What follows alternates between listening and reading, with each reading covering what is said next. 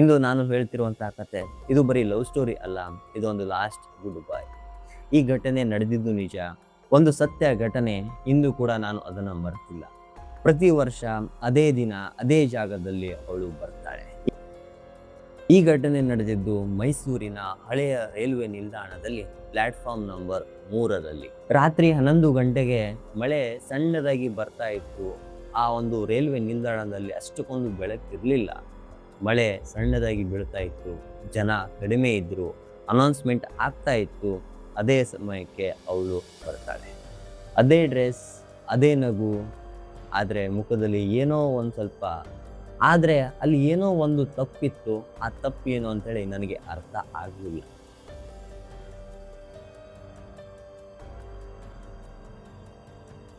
ಈ ಕತೆ ನನಗೆ ಹೇಳಿದ್ದು ಕಿರಣ್ ಅಂತೇಳಿ.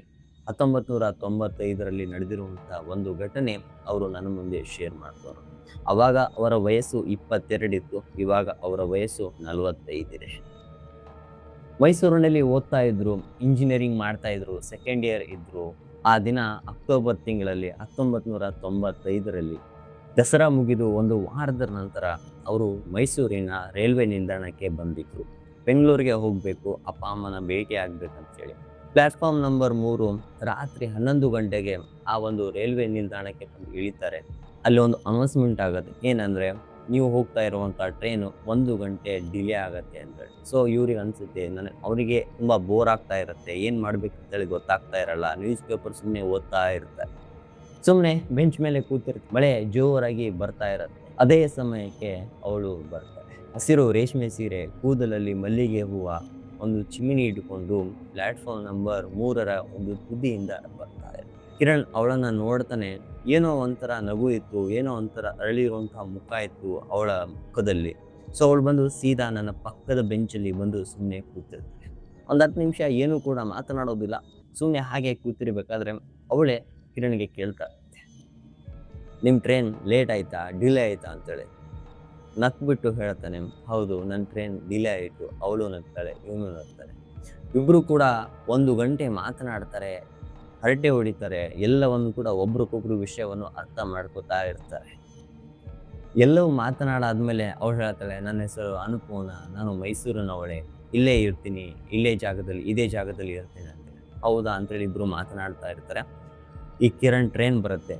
ಹೋಗ್ತಿರ್ಬೇಕಾದ್ರೆ ಅನ್ನಪೂರ್ಣ ಅನ್ನೋಳು, ಇದೇ ಜಾಗದಲ್ಲಿ ಬರ್ತೀನಿ, ಇದೇ ದಿನ ಬರ್ತೀನಿ, ನೀವು ಕಾಯ್ತಾ ಇರ್ತೀರಾ ಅಂತ ಹೇಳಿದಾಗ, ಸರಿ ಅಂತೇಳಿ ಕಿರಣ್ ಏನು ಮಾಡ್ತಾನೆ, ಟ್ರೈನ್ ಹತ್ಕೊಂಡು ಹೋಗ್ಬಿಡ್ತಾನೆ. ಒಂದು ವರ್ಷ ಮುಗಿದ ನಂತರ ಅದೇ ಸಮಯದಲ್ಲಿ ದಸರಾ ಮುಗಿದು ಒಂದು ವಾರದ ನಂತರ ಕಿರಣ್ ಏನು ಮಾಡ್ತಾನೆ, ಮತ್ತೆ ರೈಲ್ವೆ ನಿಲ್ದಾಣಕ್ಕೆ ಹೋಗ್ತಾನೆ. ರಾತ್ರಿ 11 ಗಂಟೆಗೆ. ಅಷ್ಟಕ್ಕೊಂದು ಸ್ವಲ್ಪ ಮೊಬ್ಬಾಗಿರುತ್ತೆ ಆ ರೈಲ್ವೆ ನಿಲ್ದಾಣ. ಕೆಲವೊಂದು ಬಲ್ಪ್ಗಳು ಅಷ್ಟೇ ಆನ್ ಆಗಿರುತ್ತೆ, ಎಲ್ಲ ಬಲ್ಪ್ಗಳು ಆನ್ ಆಗಿರಲ್ಲ. ಮಳೆ ಸಣ್ಣದಾಗಿ ಬೀಳ್ತಾ ಇರುತ್ತೆ. ಸಮಯ 11 ಗಂಟೆಗೆ ಅನ್ನಪೂರ್ಣ ಚಿಮಣಿ ಇಟ್ಕೊಂಡು ಅದೇ ಡ್ರೆಸ್ಸಲ್ಲಿ ಬರ್ತಾಳೆ. ಅದೇ ಹಸಿರು ರೇಷ್ಮೆ ಸೀರೆ, ಮಲ್ಲಿಗೆ ಹೂವು, ಚಿಮಣಿ ಇಟ್ಕೊಂಡು ಆ ಪ್ಲಾಟ್ಫಾರ್ಮ್ ನಂಬರ್ 3ರ ಮೂಲೆಯಿಂದ ಬರ್ತಾ ಇರ್ತಾರೆ. ಮತ್ತೆ ಕೂತ್ಕೋತಾರೆ, ಒಬ್ರಿಗೊಬ್ರು ಮಾತನಾಡ್ತಾರೆ. ಕಿರಣ್ ಕೇಳ್ತೀನಿ, ನಿಮ್ಮ ಯಾವ ಊರು, ಎಲ್ಲಿ ಇರ್ತೀರಾ, ಯಾವ ಏರಿಯಾದಲ್ಲಿ ಇರ್ತೀರಾ? ಅವ್ರು ಹೇಳ್ತಾಳೆ, ನಾನು ಇಲ್ಲೇ ಇರ್ತೀನಿ, ಇದೇ ಜಾಗದಲ್ಲಿ, ಇದೇ ದಿನ ಸಿಗ್ತೀನಿ ಅಂತೇಳಿ. ನಾನು ಅಂದ್ಕೊಂಡೆ ಸ್ವಲ್ಪ ರೊಮ್ಯಾಂಟಿಕ್ ಆಗಿ ಹೇಳ್ತಾ ಇದ್ದಾಳೆ ಅಂತೇಳಿ. ಬಟ್ ಅದು ಬೇರೆ ಥರನೇ ಇತ್ತು, ಇವನಿಗೆ ಗೊತ್ತಾಗ್ತಾ ಇರಲಿಲ್ಲ. ಸರಿ ಅಂತೇಳಿ ಹಾಗೆ 1 ಗಂಟೆ ಮಾತನಾಡ್ತಾ ಅವಳು ಟ್ರೈನ್ ಬರುತ್ತೆ. ಅವಳು ಟ್ರೈನ್ ಹತ್ಕೊಂಡು ಹೋಗ್ಬಿಡ್ತಾಳೆ. ಹಾಗೆ ವರ್ಷಗಳು ಕಳೆದು 1995, 96, 97, 98 ಪ್ರತಿ ವರ್ಷ ಭೇಟಿ ಆಗ್ತಾ ಇದ್ರು, ಪ್ರತಿ ವರ್ಷ ಮಾತನಾಡ್ತಾ ಇದ್ರು. ಕಿರಣ್ ಬಗ್ಗೆ ಅವಳಿಗೆ ಎಲ್ಲವೂ ಕೂಡ ಗೊತ್ತಿತ್ತು. ಬಟ್ ಅನ್ನಪೂರ್ಣ ಬಗ್ಗೆ ಈ ಕಿರಣ್ಗೆ ಏನು ಕೂಡ ಅಷ್ಟು ಗೊತ್ತಿರಲಿಲ್ಲ. ಅವನು ಕೇಳ್ತಾ ಇದ್ದ, ನಿಮ್ಮ ಮನೆಯಲ್ಲಿ ಎಲ್ಲಿ ಇರ್ತೀರಾ ಅಂತ ಕೇಳಿದ್ರೆ, ನಾನು ಇಲ್ಲೇ ಇರ್ತೀನಿ ಅಂತ ಹೇಳ್ತಾ ಇದ್ರು. ಏನು ಮಾಡ್ತಾ ಇದ್ರು, ಏನು ಕೆಲಸ ಮಾಡ್ತೀರಾ ಅಂತ ಹೇಳಿದ್ರೆ, ಕಾಯ್ತಿರ್ತೀನಿ ಅಂತ ಹೇಳ್ತಾ ಇದ್ಲು. ಆಮೇಲೆ ನಿಮ್ಮ ಫ್ಯಾಮಿಲಿ ಕಡೆ ಹೇಳಿ ಅಂದರೆ ಅವಳು ಸುಮ್ಮನೆ ಮೌನವಾಗಿ ಕುಂಡಿರ್ತಾ ಇದ್ಲು. ಸೊ ಆ ಮೌನವನ್ನು ಅವನು ಅರ್ಥ ಮಾಡ್ಕೊತಾ ಇದ್ದ. ಏನೋ ಒಂದು ನೋವು ಆಗಿರಬೇಕು, ಏನೋ ಒಂದು ಇನ್ಸಿಡೆಂಟ್ ಆಗಿರಬೇಕು ಅಂತೇಳಿ ಅವನು ಜಾಸ್ತಿ ಅದನ್ನು ಎಳಿತಾ ಇರಲಿಲ್ಲ. ಹಾಗೆ ಸುಮ್ಮನೆ ಕುಂಡಿರ್ತಾ ಇದ್ದ. ಹಾಗೆ ದಿನಗಳು ಕಳೀತಾ ಇತ್ತು. ಹಾಗೆ ಇಬ್ರು ಮಾತನಾಡ್ತಾ ಇದ್ರು, ಇಬ್ರು ಹತ್ರ ಆಗ್ತಾ ಇದ್ರು. ಅವಳು ಹೋದ್ಲು ಈ ವರ್ಷ. ಮತ್ತೆ ಮುಂದಿನ ವರ್ಷ 1999ರಲ್ಲಿ ಮತ್ತೆ ಅರ್ಜುನ್ ಅದೇ ರೈಲ್ವೆ ನಿಲ್ದಾಣಕ್ಕೆ ಬರ್ತಾನೆ, ಅದೇ ಪ್ಲಾಟ್ಫಾರ್ಮ್ಗೆ ಬರ್ತಾನೆ. ಆದರೆ ಈ ಸಲ ಸ್ವಲ್ಪ ಬೇಗ ಬಂದಿರ್ತಾನೆ. 9:30, 10 ಗಂಟೆ ಅಂತಾನೆ ಅನ್ಕೋಬಹುದು. ಬಂದು ನ್ಯೂಸ್ ಪೇಪರ್ ಓದ್ತಿರ್ತಾನೆ. ಒಂದು ಬಲ್ಬ್ ಅಷ್ಟೇ ಆನ್ ಆಗಿರುತ್ತೆ ಆ ರೈಲ್ವೆ ನಿಲ್ದಾಣದಲ್ಲಿ. ಅದು ಆಫ್ ಆಗೋದು, ಆನ್ ಆಗೋದು ಮಾಡ್ತಾ ಇರುತ್ತೆ. ಹಾಗೆ ಸಮಯ ಕಳೀತಾ ಇರಬೇಕಾದ್ರೆ 10 ಗಂಟೆ ಹಾಗೆ ಅವಳು ಒಂದು ಮೂಲೆಯಿಂದ ಒಂದು ಚಿಮ್ನಿ ಬೆಳಕು ಕಾಣಿಸುತ್ತೆ. ಈ ಕಿರಣ್ ಏನು ಮಾಡ್ತಾನೆ, ಓಡೋಗಿ ಅವಳ ಹತ್ರ ಹೋಗ್ತಾನೆ. ಆ್ಯಕ್ಚುಲಿ ಹೇಳ್ಬೇಕಂದ್ರೆ ಈ ಸಮಯದಲ್ಲಿ ಈ ಅನ್ನಪೂರ್ಣ ಬರೋ ಅಲ್ಲ. ಬಟ್ ಇವಾಗ ಬಂದಿದ್ದಾಳಂದ್ರೆ ಏನೋ ಒಂದು ಡಿಫ್ರೆಂಟ್ ಆಗಿತ್ತು. ಅವಳನ್ನು ಹೋಗಿ ಮಾತನಾಡಿಸ್ತಾನೆ. ಹೇಗೆ, ಏನು ಮಾಡ್ತಾ ಇದ್ದೀರಾ? ಅವಳು ಭೇಟಿ ಆದ ತಕ್ಷಣ ಹೇಳ್ತಾಳೆ, ಇಲ್ಲ ಇದು ನಮ್ಮ ಲಾಸ್ಟ್ ಮೀಟಿಂಗು, ಇದ್ರ ಮೇಲೆ ನಾವು ಮೀಟ್ ಆಗೋದಿಲ್ಲ ಅಂತೇಳಿ. ಹೌದಾ? ಯಾಕೆ? ಏನಾಯಿತು? ಎಲ್ಲಿಗಾದರೂ ಹೋಗ್ತಾ ಇದ್ದೀರಾ? ಏನಾದರೂ ಸಮಸ್ಯೆ ಇದೆಯಾ ಅಂತೇಳಿ ಕಿರಣ್ ಕೇಳಿದಾಕರ, ಇಲ್ಲ ಹೋಗ್ತಾ ಇದ್ದೀವಿ ಅಂತೇಳಿ. ಬಟ್ ಅವಳ ಕಣ್ಣಲ್ಲಿ ಸ್ವಲ್ಪ ನೀರು ಬರ್ತಾ ಇರುತ್ತೆ, ಕಣ್ಣು ಒದ್ದೆ ಆಗಿರುತ್ತೆ, ಮನಸ್ಸಲ್ಲಿ ಏನೋ ಒಂದು ಭಾರ ಇರುತ್ತೆ. ಇದನ್ನು ಅರ್ಥ ಮಾಡ್ಕೊಂಡ ಕಿರಣ್ ಏನು ಮಾಡ್ತಾನೆ, ಸರಿ ಆಯಿತು ಅಂತೇಳಿ ಅಲ್ಲಿಂದ ಸುಮ್ಮನೆ ಆ ಟ್ರೈನ್ ಬರುತ್ತೆ, ಅವಳು ಹೊರಟೋಗ್ತಾಳೆ. ಬಟ್ ಈ ಕಿರಣ್‌ಗೆ ಮನಸ್ಸಲ್ಲಿ ಕೊರೀತಾ ಇರುತ್ತೆ, ಈ ಹುಡುಗಿ ಯಾರು? ಯಾವ ಊರು? ಎಲ್ಲಿಂದ ಬರ್ತಾಳೆ? ಇದೇ ಸಮಯದಲ್ಲಿ, ಇದೇ ಜಾಗದಲ್ಲಿ ನನಗೆ ಸಿಗ್ತಾ ಇರ್ತಾಳಲ್ಲ ಅಂತೇಳಿ. ಸೊ ಬೆಳಗ್ಗೆ ಎದ್ದ ತಕ್ಷಣ ಅವನೇನು ಮಾಡ್ತಾನೆ, ಅಲ್ಲಿರುವಂಥ ಸ್ಟೇಷನ್ ಮಾಸ್ಟರ್‌ಗೆ ಹೋಗಿ ಕೇಳ್ತಾನೆ. ಪ್ಲ್ಯಾಟ್‌ಫಾರ್ಮ್ ನಂಬರ್ 3 ಪ್ರತಿ ವರ್ಷ ಇದೇ ದಿನಕ್ಕೆ, ಇದೇ ಜಾಗದಲ್ಲಿ ಒಬ್ಬಳು ಹುಡುಗಿ ಬರ್ತಾಳೆ. ಅವಳ ಹೆಸರು ಅನ್ನಪೂರ್ಣ ಅಂತೇಳಿ. ನಿಮ್ಗೇನಾದ್ರು ಗೊತ್ತಾ ಅಂತೇಳಿ ಆ ಸ್ಟೇಷನ್ ಮಾಸ್ಟರ್‌ಗೆ ಕೇಳಿದಾಕರ ಅವ್ರು ಶಾಕಿಂದ ಕೇಳ್ತಾರೆ, ನೀವು ಅನ್ನಪೂರ್ಣ ಬಗ್ಗೆ ಕೇಳ್ತಾ ಇದ್ದೀರಾ? ಹೌದು, ಅನ್ನಪೂರ್ಣ ಬಗ್ಗೆ ನಿಮ್ಗೇನಾದ್ರು ಗೊತ್ತಾ? ಅವರು ಒಂದು ರಿಜಿಸ್ಟರ್ ಬುಕ್ಕನ್ನು ಓಪನ್ ಮಾಡಿಬಿಟ್ಟು ನೋಡ್ತಾರೆ. 1988ರಲ್ಲಿ ಅನ್ನಪೂರ್ಣ ಅನ್ನೋಳು ಈ ರೈಲ್ವೆ ನಿಲ್ದಾಣದಲ್ಲಿ ಬಂದಿದ್ದು. ಪ್ಲ್ಯಾಟ್‌ಫಾರ್ಮ್ ನಂಬರ್ 3ರಲ್ಲಿ ಬೆಂಗಳೂರಿನಿಂದ ಒಂದು ಎಕ್ಸ್‌ಪ್ರೆಸ್ ಟ್ರೈನ್ ಬರ್ತಾ ಇತ್ತು. ಒಂದು ಆಕ್ಸಿಡೆಂಟ್ ಆಗಿತ್ತು ಅಂತೇಳಿ ಆ ಒಂದು ರೆಕಾರ್ಡ್ ಬುಕ್ಕಲ್ಲಿ ಬರುತ್ತೆ. ಬಟ್ ಈ ಶಾಕಿಂಗ್ ಏನು ಗೊತ್ತಾ? ಕಿರಣ್‌ಗೆ ಈ ಅನ್ನಪೂರ್ಣ ಅನ್ನೋಳು 1995ರಲ್ಲಿ ಭೇಟಿಯಾಗಿದ್ಲು. ಬಟ್ ಅವಳು ಆಕ್ಸಿಡೆಂಟ್ ಆಗಿದ್ದು 1988ರಲ್ಲಿ. ಒಂದು ಸ್ವಲ್ಪ ಶಾಕ್ ಆಗ್ತಾನೆ. ಆ ಶಾಕಿಂದ ನಿಂತಿರ್ತಾನೆ. ಆಮೇಲೆ ಅವಳು ಎಲ್ಲ ಡೀಟೇಲ್ಸನ್ನು ತಗೋತಾನೆ. ಹಾಗಾದರೆ ಈ ಅನ್ನಪೂರ್ಣ ನನಗೆ ಯಾಕೆ ಭೇಟಿಯಾಗಿದ್ಲು? ಏನಕ್ಕೋಸ್ಕರ?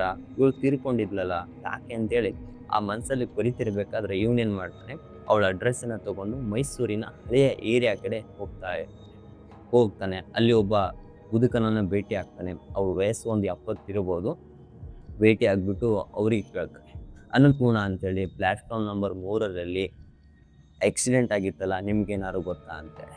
ಆ ನಗ್ತಿರೋವಂತಹ ಮುದುಕ ಆ ಹೆಸರು ಹೇಳಿದ ತಕ್ಷಣ ಮನಸ್ಸಲ್ಲಿ ಏನೋ ಒಂದು ಸ್ವಲ್ಪ ಭಾರ ಇರುತ್ತೆ, ಮುಖದಲ್ಲಿ ಭಾವನೆ ಬದಲಾಗತ್ತೆ. ನೋವಿನಿಂದ ಹೇಳ್ತಾರೆ, ಹೌದಪ್ಪ, ಅನ್ನಪೂರ್ಣ ಅನ್ನೋಳು ಇದೇ ಜಾಗದಲ್ಲಿ ಇರ್ತಾ ಇದ್ಲು. ಹುಟ್ಟಿದಾಗಿಂದ ಇದೇ ಜಾಗದಲ್ಲಿ ಇದ್ರು. ಒಂದು ಸಣ್ಣ ಬಡ ಕುಟುಂಬದಲ್ಲಿ ಬೆಳೆದಿರುವಂತಹ ಹುಡುಗಿ. ಅವರ ತಂದೆ ರೈಲ್ವೆ ಇಲಾಖೆಯಲ್ಲಿ ಕೆಲಸ ಮಾಡ್ತಾ ಇದ್ರು. ಈ ಪ್ಲ್ಯಾಟ್‌ಫಾರ್ಮ್ ನಂಬರ್ 3 ಅನ್ನೋದು ಇವಳಿಗೆ ತುಂಬ ಇಷ್ಟವಾಗಿರುವಂತಹ ಜಾಗ. ಬಾಲ್ಯದಿಂದ ಅಲ್ಲಿ ಬೆಳೆದಿರುವಂತಹ ಹುಡುಗಿ. ಆದರೆ ಇವಳು ಒಬ್ಬ ಹುಡುಗನನ್ನು ಪ್ರೀತಿಸ್ತಾ ಇದ್ಲು. ಅವನ ಹೆಸರು ವಿಜಯ್ ಅಂತೇಳಿ. ಅವನು 1985ರಲ್ಲಿ ಬೆಂಗಳೂರಿಗೆ ಕೆಲಸ ಹುಡ್ಕೊಂಡು ಹೋಗಿದ್ದ. ವಾಪಸ್ ನಿನ್ನನ್ನು ಕರ್ಕೊಂಡು ಹೋಗ್ತೀನಿ ಅಂತೇಳಿ ಇವಳಿಗೆ ಮಾತು ಕೊಟ್ಟಿದ್ದ. ವಾಪಸ್ ಅವನು ಬರಲಿಲ್ಲ. ಬಟ್ ಇವರು 1988ರಲ್ಲಿ ತೀರ್ಕೊಂಡ್ರು ಅಂತೇಳಿ ಆ ಮುದುಕ ಹೇಳ್ತಾನೆ. ಸರಿ ಅಂತೇಳಿ ಕಿರಣ್ ಏನು ಮಾಡ್ತಾನೆ, ವಾಪಸ್ ಬರ್ತಾನೆ. ಹಾಗಾದರೆ ಅವನು ವಿಚಾರ ಮಾಡ್ತಿರ್ತಾನೆ, ಕೆಲವೊಂದು ಮಾತುಗಳು ಹೇಳಿದ್ನಲ್ಲ, ಯಾವುದು ಅಂದರೆ, ನೀವು ಯಾವ ಜಾಗದಲ್ಲಿ ಇರ್ತೀರಾ ಅಂದರೆ ನಾನು ಇದೇ ಜಾಗದಲ್ಲಿ ಇರ್ತೀನಿ. ಏನು ಕೆಲಸ ಮಾಡ್ತಿರ್ತೀರಾ ಅಂದರೆ ನಾನು ಕಾಯ್ತಾ ಇರ್ತೀನಿ. ಸೊ ಎಲ್ಲವನ್ನು ಒಂದಕ್ಕೊಂದು ಲಿಂಕ್ ಮಾಡಿಕೊಂಡು ಕಿರಣ್ ಸ್ವಲ್ಪ ಕನ್ಫ್ಯೂಷನಲ್ಲಿರ್ತಾನೆ. ಹಾಗಾದರೆ ಈ ವಿಜಯ್ ಬಗ್ಗೆ ತಿಳ್ಕೊಬೇಕಲ್ಲ ಅಂತೇಳಿ ವಿಜಯನ ಡೀಟೇಲ್ಸ್ ಎಲ್ಲ ಕಲೆಕ್ಟ್ ಮಾಡ್ಕೊಂಡ್ಬಿಟ್ಟು ವಿಜಯ್ ಅವರ ಮನೆಗೆ ಹೋಗ್ತಾರೆ. ಅಲ್ಲಿ ಹೋಗ್ಬಿಟ್ಟು ವಿಜಯ್ ಬಗ್ಗೆ ಸಂಪೂರ್ಣವಾಗಿರುವಂಥ ಮಾಹಿತಿನ ಕಲೆಕ್ಟ್ ಮಾಡ್ತಾರೆ. ವಿಜಯ್ 1985ರಲ್ಲಿ ಬೆಂಗಳೂರಿಗೆ ಹೋದ. ಅಲ್ಲಿ ಒಂದು ಕಂಪ್ನಿಗೆ ಕೆಲಸಕ್ಕೆ ಸೇರ್ಕೋತಾನೆ. ಅಲ್ಲೇ ಒಂದು ಹುಡುಗಿನ ನೋಡಿಕೊಂಡು ಅಲ್ಲೇ ಮದುವೆ ಆಗ್ತಾನೆ. ಅಲ್ಲಿಗೆ ಈ ಅನ್ನಪೂರ್ಣ ಬಗ್ಗೆ ಏನು ಕೂಡ ಮಾತೇ ಎತ್ತೋದಿಲ್ಲ. ಅನ್ನಪೂರ್ಣನ ಮರ್ತೇ ಬಿಡ್ತಾನೆ ಅಂತೇಳಿ ಎಲ್ಲವನ್ನು ಕೂಡ ಡೀಲ್ ರೇಸ್ ತಗೋತಾನೆ. ಮತ್ತೆ ಮುಂದಿನ ವರ್ಷ 1999ರಲ್ಲಿ ಅದೇ ರೈಲ್ವೆ ನಿಲ್ದಾಣಕ್ಕೆ ಹೋಗ್ತಾನೆ. ಅದೇ ಜಾಗದಲ್ಲಿ ಹೋಗ್ತಾನೆ. ಹೋಗ್ಬಿಟ್ಟು ಏನು ಮಾಡ್ತಾನೆ, ಮತ್ತೆ ಏನು ಮಾಡ್ತಾನೆ, ಆ ಅನ್ನಪೂರ್ಣಗೋಸ್ಕರ ಕಾಯ್ತಾ ಇರ್ತಾನೆ. 10 ನಿಮಿಷ ಕಾಯ್ತಾನೆ, 20 ನಿಮಿಷ ಕಾಯ್ತಾನೆ, ಅವಳು ಬರೋದಿಲ್ಲ. ಬಟ್ ಆ 11:15ಗೆ ಅವಳು ಚಿಮ್ನಿ ಹಿಡ್ಕೊಂಡು ಒಂದು ಕಡೆ ನಿಂತಿರ್ತಾಳೆ. ಆ ರೈಲ್ವೆ ನಿಲ್ದಾಣದಲ್ಲಿ ಗಾಳಿ ಇರೋದಿಲ್ಲ, ಆದ್ರೂ ಸಹ ಅವಳ ಸೀರೆ ಗಾಳಿಯಲ್ಲಿ ಹಾರ್ತಾ ಇರುತ್ತೆ. ಓಡಿ ಹೋಗ್ಬಿಟ್ಟು ಅನ್ನಪೂರ್ಣ ಹತ್ರ ಮಾತನಾಡ್ಬೇಕಂತೇಳಿ ಹೋಗ್ತಾನೆ. ಅವಳ ಕಣ್ಣು ಒದ್ದೆ ಆಗಿರುತ್ತೆ, ಏನೋ ಒಂದು ಭಾರ ಆಗಿರುವಂತಹ ಮನಸ್ಸಿರುತ್ತೆ, ಮುಖ ಎಲ್ಲ ಬಾಡೋಗಿರುತ್ತೆ. ಅವ್ನು ಹೋಗಿ ಅವಳ ಮುಂದೆ ನಿಂತಾಕ್ರ, ಗೊತ್ತಾಯಿತು ನನಗೆಲ್ಲವೂ ಕೂಡ ಗೊತ್ತಾಯಿತು. ಏನು ಗೊತ್ತಾಯಿತು? ಇಲ್ಲ, ವಿಜಯ್ ಬಗ್ಗೆ ಎಲ್ಲ ಗೊತ್ತಾಯಿತು. ಅವ್ನು ಬರ್ತಾನೆ, ನಾನು ಕಾಯ್ತಾ ಇರ್ತೀನಿ, ಇವಾಗೂ ಬರ್ತಾನೆ ಅಂತೇಳಿ ನಾನು ಕಾಯ್ತಾ ಇದ್ದೀನಿ ಅಂತೇಳಿ ಅನ್ನಪೂರ್ಣ ಹೇಳ್ತಾಳೆ. ಈ ಕಿರಣ್‌ಗೆ ಹೆಂಗ್ ಹೇಳ್ಬೇಕಂತೇಳಿ ಗೊತ್ತಾಗ್ತಾ ಇರಲ್ಲ. ಯಾಕಂದ್ರೆ ಅವ್ನು ಇನ್ನೊಂದು ಹುಡುಗಿ ಜೊತೆ ಮದುವೆ ಆಗಿದ್ದಾನೆ, ಇನ್ನೊಂದು ಸಂಸಾರ ನಡೆಸ್ತಾ ಇದ್ದಾನೆ. ಅವ್ನು ವಾಪಸ್ ಬರೋದಿಲ್ಲ ಅಂದ್ರೆ ಹೆಂಗ್ ಹೇಳೋದು ಅಂತೇಳಿ ಗೊತ್ತಾಗ್ತಾ ಇರ್ಲಿಲ್ಲ. ಆದ್ರೂನು ಸಹ ಹೇಳ್ತಾನೆ, "ವಿಜಯ್ ಯಾವತ್ತೂ ಕೂಡ ವಾಪಸ್ ಬರೋದಿಲ್ಲ. ನೀನು ಸುಮ್ಮನೆ ತಲೆ ಕೆಡಿಸ್ಕೋಬೇಡ" ಅಂತೇಳಿ ಕೇಳ್ತಾನೆ. "ಹೌದಾ? ಇಲ್ಲ, ಖಂಡಿತವಾಗ್ಲೂ ಬರ್ತಾನೆ. ಅವ್ನು ಬರ್ತೀನಿ ಅಂತ ಹೇಳಿದ್ದಾನೆ. ನಾನು ಕಾಯ್ತಾ ಇರ್ತೀನಿ. ಅವ್ನು ಬಂದೇ ಬರ್ತಾನೆ" ಅಂತೇಳಿ. ಎಲ್ಲ ಏನು ಮಾಡಿದ್ರು ಕೂಡ ಅನ್ನಪೂರ್ಣ ಕನ್ವಿನ್ಸ್ ಆಗ್ತಾ ಇರಲಿಲ್ಲ. ಅವಾಗ ಈ ಕಿರಣ್ ಏನು ಮಾಡ್ತಾನೆ, ಒಂದು ಲೆಟ್ರನ್ನ ಅವಳಿಗೆ ಕೊಡ್ತಾನಂತೆ. ಲೆಟ್ರ್ ಓದ್ತಾಳೆ. 1986ರಲ್ಲಿ ಈ ವಿಜಯ್ ಅನ್ನಪೂರ್ಣಗೆ ಲೆಟರ್ ಬರೆದಿರ್ತಾನೆ. ಅವ್ರ ಮನೆಗೆ ಹೋಗಿ ತಲುಪಿರುತ್ತೆ. ಬಟ್ ಇವಳಿಗೆ ಸಿಕ್ಕಿರೋದಿಲ್ಲ. ಈ ವಿಜಯ್ ಅವ್ರ ಮನೆಯಲ್ಲೇ ಉಳ್ಕೊಂಡಿರುತ್ತೆ. ಅನ್ನಪೂರ್ಣ ಅವ್ರ ಮನೆಗೆ ಹೋಗೋದಿಲ್ಲ. ಸೊ ಆ ಲೆಟರ್ ಗೊತ್ತಾಗ್ತಾರೆ. ಸಂಪೂರ್ಣವಾಗಿ ಓದ್ತಾಳೆ. ಆ ಲೆಟರ್ ಮಡಿಸ್ತಿರ್ಬೇಕಾದ್ರೆ ಅವಳ ಕಣ್ಣೀರಿಂದ ಒಂದು ಹನಿ ನೆಲಕ್ಕೆ ಬೀಳ್ತಾ ಇರುತ್ತೆ. ಬಟ್ ಅದು ಗಾಳಿಯಲ್ಲಿ ಮಾಯವಾಗುತ್ತೆ. ಸೊ ಅವಳ ಮನಸ್ಸು ಸ್ವಲ್ಪ ಹಗುರ ಆಗುತ್ತೆ. ಮೊದಲ ಸಲ ಏನು ನಗು ನೋಡಿದ್ನಲ್ಲ, ಆ ನಗು ವಾಪಸ್ ರಿಲೀಫ್ ಅಂದರೆ ವಾಪಸ್ ಬರ್ತಾ ಇರುತ್ತೆ. ಆಮೇಲೆ ಈ ಅನ್ನಪೂರ್ಣ ಕೇಳ್ತಾಳೆ, "ನೀನು ಯಾಕೆ ಇಷ್ಟಕ್ಕೊಂದು ಕಷ್ಟ ತಗೊಳಕ್ ಹೋದೆ? ನೀನು ಯಾರು?" ಅಂತೇಳಿ. ಅವಾಗ ಈ ಕಿರಣ್ ಹೇಳ್ತಾನೆ, "ಇಲ್ಲ, ನಿನ್ನ ಒಂದು ಆತ್ಮಕ್ಕೆ ಶಾಂತಿ ಸಿಗಲಿ ಅನ್ನೋ ಕಾರಣದಿಂದ ಇಷ್ಟಕ್ಕೊಂದೆಲ್ಲ ಹುಡುಕಾಡಿದ್ದೀನಿ. ಸೊ ನಿನಗೆ ಖುಷಿ ಆಗಲಿ ಅನ್ನೋ ಕಾರಣಕ್ಕೆ ಸರಿ" ಅಂತೇಳಿ ಈ ಕಿರಣ್‌ನ ಕೈ ಹಿಡ್ಕೊಂಡು ಧನ್ಯವಾದಗಳು ಅಂತೇಳಿ ಆ ಅನ್ನಪೂರ್ಣ ಹೇಳ್ಬಿಟ್ಟು ಅಲ್ಲಿಂದ ಮಾಯವಾಗ್ತಾಳೆ. ಅಂದರೆ ಆ ಹಸಿರು ಸೀರೆ, ಮಲ್ಲಿಗೆ ಹೂವು, ಆ ಚಿಮ್ನಿ ಎಲ್ಲವೂ ಕೂಡ ಮಾಯವಾಗುತ್ತೆ.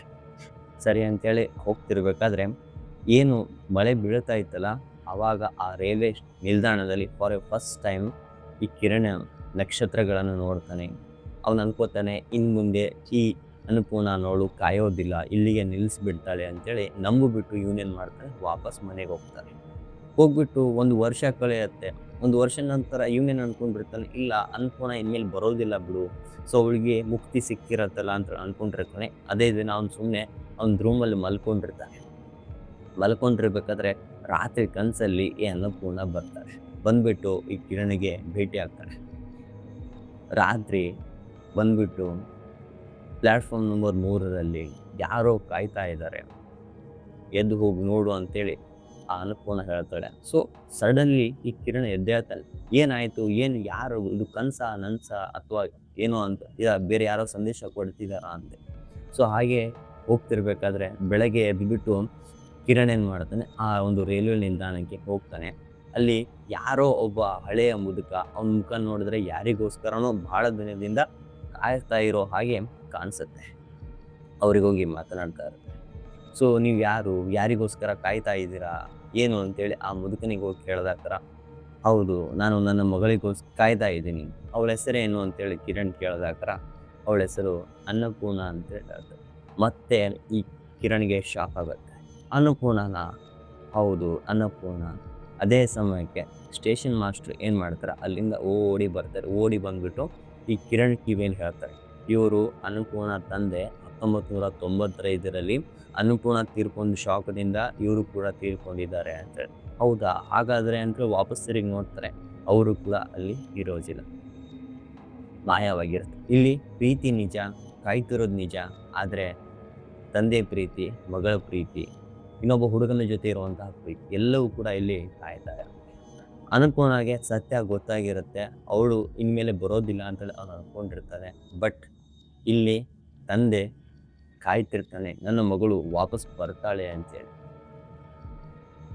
ಇವಾಗ್ಲೂ ಸಹ ಅದೇ ಪ್ಲಾಟ್ಫಾರ್ಮ್ ನಂಬರ್ 3ರಲ್ಲಿ ರಾತ್ರಿ 11 ಗಂಟೆಗೆ ಅನ್ನಪೂರ್ಣ ಅನ್ನೋಳು ಬರ್ತಾಳೆ ಅಂತೇಳಿ ನಂಬ್ತೀನಿ ನಾನು.